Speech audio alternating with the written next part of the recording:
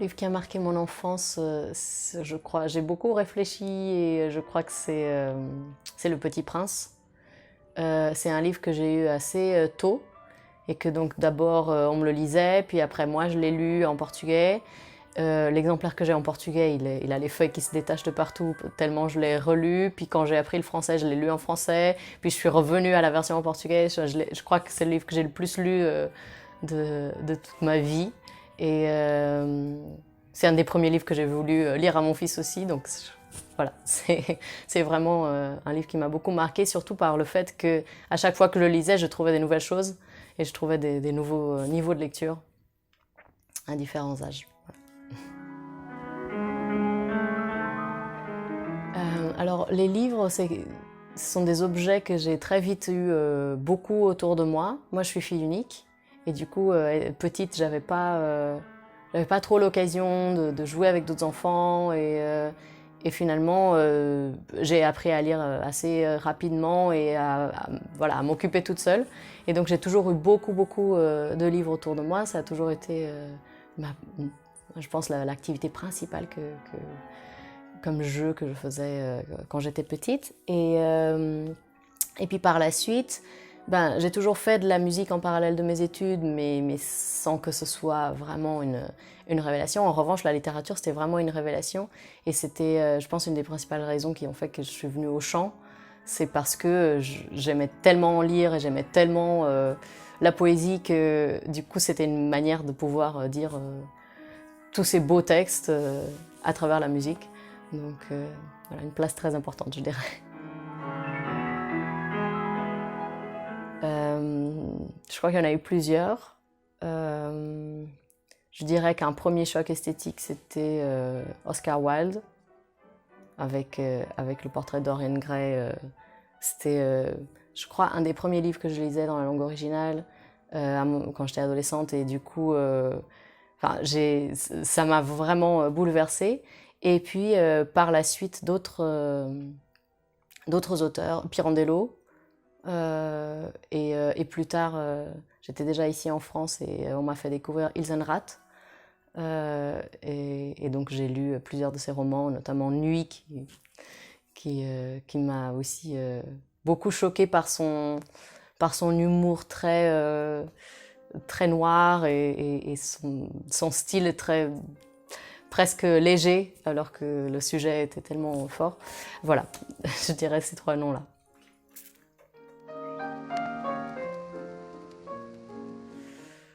Baudelaire. Oui. Dans... Quand je le lis et puis quand je le chante, c'est... voilà. Je trouve que la musique, elle sort tout seul Elle sort tout seul des poèmes. Il y en a plein. Il y en a plein que j'ai jamais fini. Quand je lis, souvent, je lis juste le début ou alors je lis et je laisse à la moitié. C'est vraiment pas très respectueux. Il y a un livre que j'ai jamais fini et que je regrette et que pour moi est vraiment un gros échec en tant que lecteur. C'est Voyage au bout de la nuit, que j'ai essayé de lire en français. C'était impossible. Après, j'ai essayé de le lire dans la traduction portugaise. C'était aussi impossible. J'ai essayé de revenir au français. Et j'ai encore les deux versions dans mes étagères en attendant qu'un jour j'y arrive. Je sais pas pourquoi. Il y a quelque chose dans le style qui fait que j'arrive pas à poursuivre. Mais ça va venir, ça va venir.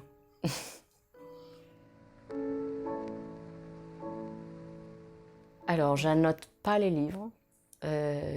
J'écris pas dessus du tout. Mais le livre le plus corné que j'ai le plus lu, que j'ai le plus prêté, c'est L'Immortalité de Conera. Ouais, je dirais que globalement, tous les livres de Conera sont un peu les plus cornés, mais L'Immortalité, vraiment, je l'ai lu et relu et prêté, et donc il est un peu, il est un peu détruit maintenant.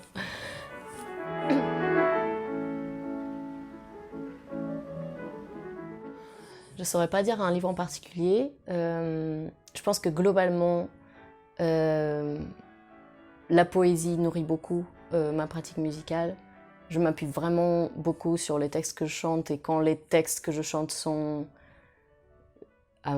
quand ils me plaisent beaucoup, quand ils sont très riches, quand vraiment ils me touchent, ça nourrit vraiment beaucoup plus la musique que je fais. Je me rends compte souvent parce que, bon, malheureusement, tous les textes mis en musique ne sont pas des grandes œuvres d'art, mais vraiment quand le texte est en lui déjà un chef-d'œuvre, ça nourrit tout particulièrement et ça me fait interpréter la musique différemment.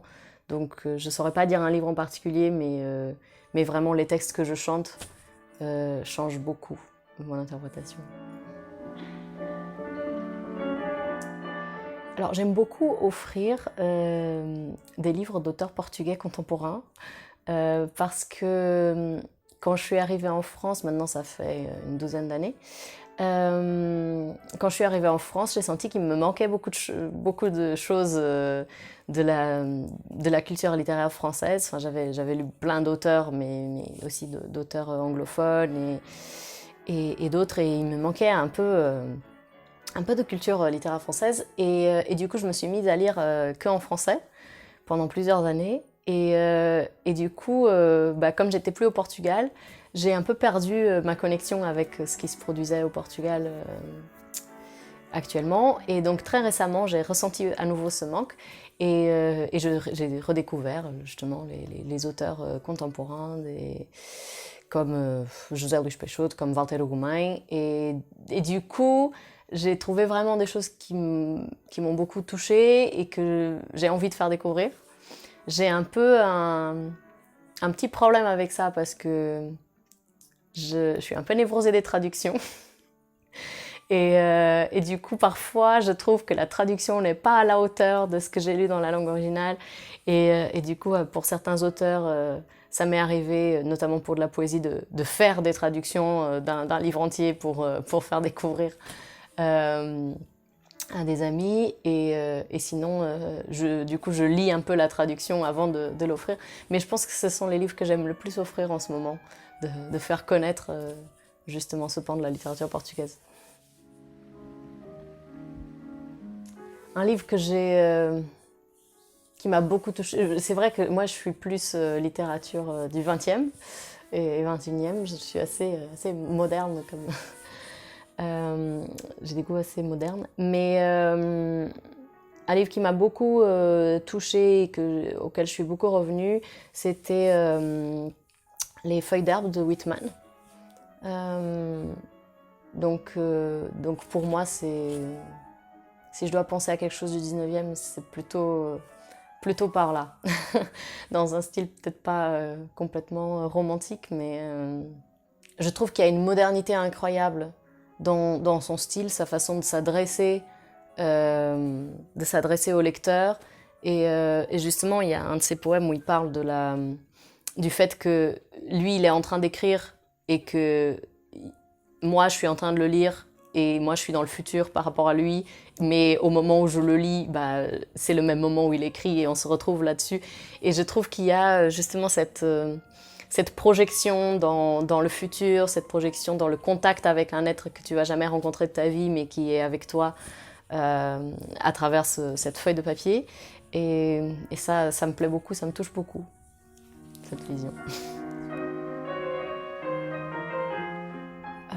Je lis beaucoup de choses toujours en même temps parce que je commence plusieurs livres en même temps. En ce moment, je lis un auteur espagnol, Javier Marías. Et j'ai vaguement commencé Moby Dick il y a quelques mois, mais ça avance très lentement. Et sinon, dans un tout autre registre, je lis des écrits de Bell Hooks, donc des écrits de théorie féministe. Voilà. Ce sont les deux pans de mes lectures en ce moment.